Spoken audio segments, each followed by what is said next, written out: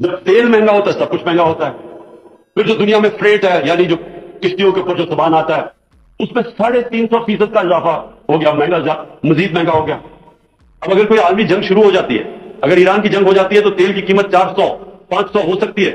یہ ہمارے قابو میں تو نہیں. اور پھر جو پاکستان چیزیں باہر سے منگواتا ہے مثلا تیل, پھر بجلی, آدھی بجلی تیل پہ چلتی ہے وہ مہنگی. اب اگر کوئی عالمی جنگ شروع ہو جاتی ہے, اگر ایران کی جنگ ہو جاتی ہے تو تیل کی قیمت 400-500 ہو سکتی ہے. یہ ہمارے قابو میں تو نہیں. اتنا بڑا دنیا میں بحران نہیں آیا جو کورونا لے کے آیا.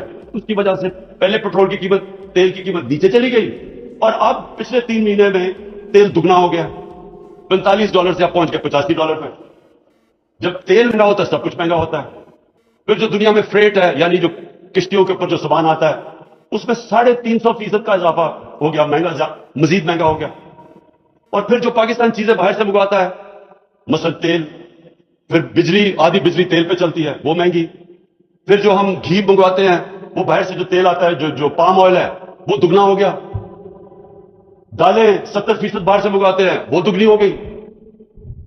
تو جب یہ ساری دنیا میں جو مہنگائی ہوئی وہ ظاہر ہے پاکستان اسی دنیا میں ہے, کوئی اسمان میں تو نہیں ہے. تو لہٰذا ہم نے پوری کوشش کی اور کر رہے ہیں کہ اپنے لوگوں کو ہم اس مہنگائی سے بچائیں.